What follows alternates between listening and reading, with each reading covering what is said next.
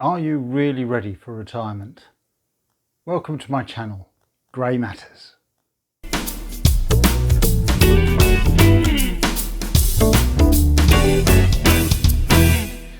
Hello and welcome. Another instalment of Grey Matters, the channel that promotes the fact that older people are still relevant. We still matter. We still have a role to play and a place in life, and we're not yet ready to be written off. But it also means that we're going to look at issues that matter to the older generation. I want today to look at retirement. Are you ready for it? Well, I've been retired now about 6 years, and I can honestly say it's the best thing I ever did. Doesn't suit everybody though. A lot of people resist it for as long as possible. So if you are contemplating it, there's 4 questions you need to ask yourself. Why are you retiring? When are you retiring? What are you going to do after retirement? And are you worried or concerned about finances? So let's just look at those in order. First of all, why are you retiring? Now, with some occupations, you don't have a lot of choice. You get to a certain age and you have to retire. The police you used to have to retire at 55. They then brought in schemes that would enable you to extend your service longer. And there are other occupations that do something similar as well. Are you retiring on medical grounds? Do you have to retire because you're no longer fit and able to do that particular job or to work at all? Or maybe you just feel, you know what, the time's right. And that's actually what happened to me. I woke up one morning, turned to my wife and said, I'm going to retire today, hand in my ticket, and I shall be off. And it can be a little bit frightening that you've actually made that decision. But you need to know why you're retiring, and you need to have that firmly settled in your mind, because if you're not really sure and you take that step, there's often no going back, particularly if you're talking about pensions and workplace pensions, where if you're able to commute a sum from your pension, once you've commuted that sum, you can't put it back in again. You can't give your pension back and say, I'd like to carry on working with you after all. You would have to leave the company and then maybe decide, well, I think I need to keep working. So it's important to know why you're retiring. Is it just that particular job you're fed up with? Do you need to retire? Maybe move on and do something else.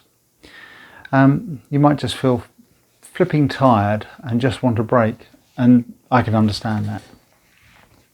So the next thing you need to decide is when you're going to retire. There are financially more beneficial times than others. It's worth taking financial advice. Get all your pensions together, go and see a financial advisor and see if he can advise for you the best time for you to retire to gain the most in tax reliefs, commutations, refunds and whatever. So make sure you know that. But also, think about the time of year. Do you want to retire in the winter when it's cold and miserable?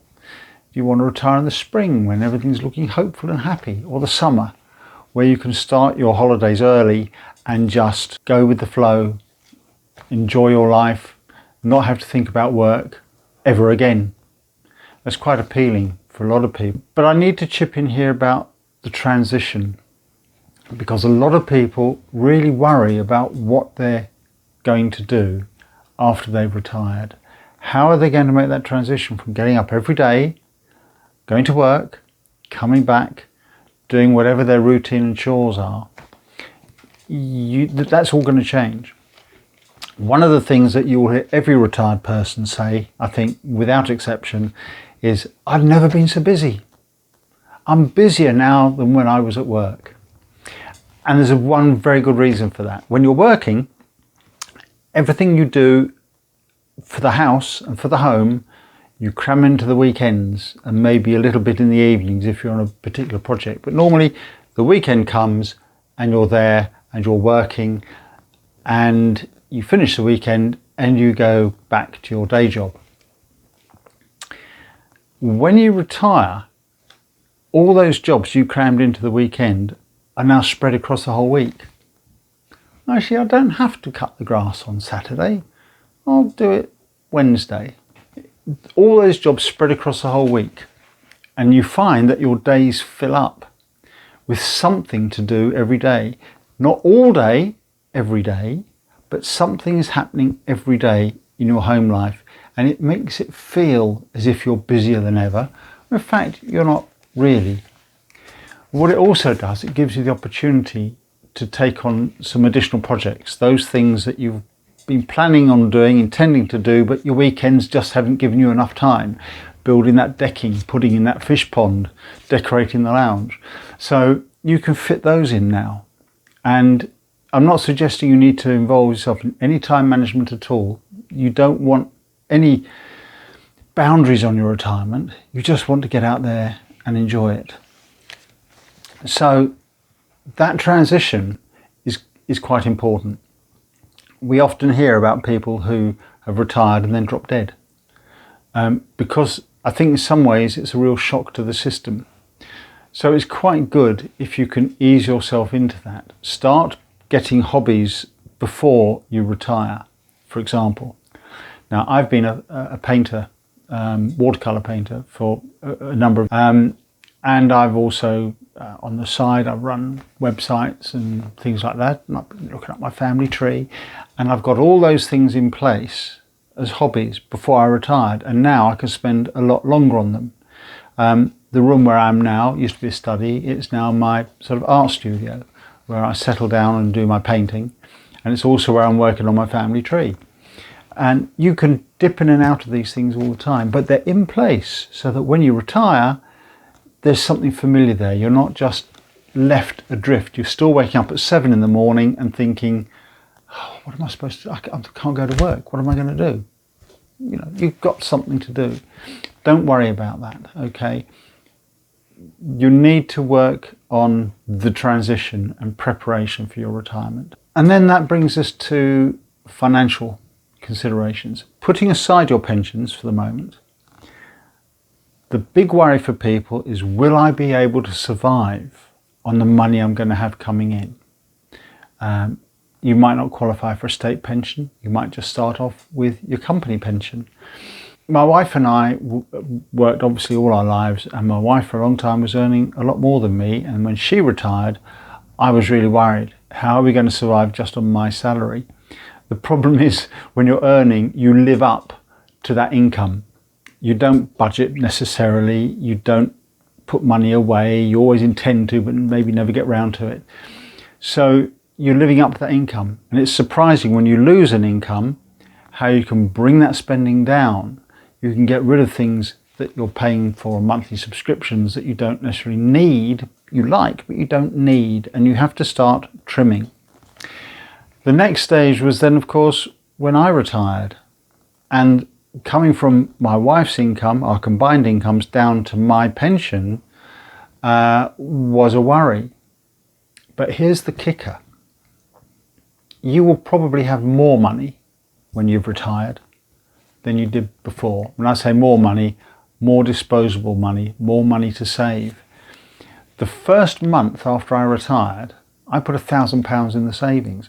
I have never put money in the savings, ever. We always mean to, but you never get round to it. There's always something you can spend that money on. I didn't realise how much money was being spent on going to work, on the fuel, or the train fares, the commuting, paying for lunches. Take sandwiches, yeah, we don't all do that. There's the sort of the occasional bit of entertaining you've got to do, and sometimes you can get it back on expenses. Other times it's just social. You're meeting work colleagues and going out to lunch. You're meeting people from different companies or firms and going out to lunch. Not the sort of thing you can claim back, it's social. And all those expenses vanish. They don't exist. As I say, we put away £1,000 on that first month. And since then, we've kept savings going. We've had that buffer. And that buffer is so important. When you think that things can change, you might suddenly get an horrendous electricity bill. You might suddenly have to do an awful lot of travelling, maybe because you've got sick relatives or something, and so your fuel costs go up. That buffer is quite important. But if you're clever with your money, that buffer will grow. So please don't panic and don't worry about whether you'll survive, because from my experience and chatting to people I know who have retired, they've all said the same thing as well. So those really are the 4 things you need to consider. Why are you retiring? Be sure. And you may in fact choose for semi-retirement, and we'll be looking at that in a later video. I'll be chatting to a guy who has semi-retired, and we'll be talking about the advantages and disadvantages of semi-retirement. So why are you retiring? When are you going to retire? For the best financial benefit, see a financial advisor, or maybe even just because of the time of year, or because a contract's ending, or whatever. It may be dictated to you. But if you have the choice, choose wisely. Think about when you'd actually like to retire. And then what are you going to do when you retire? How are you going to make that transition into retirement? Set yourself up with interests and hobbies beforehand so you're not suddenly dumped. Make that transition, start preparing for that transition before you actually retire. And then don't worry too much about finances.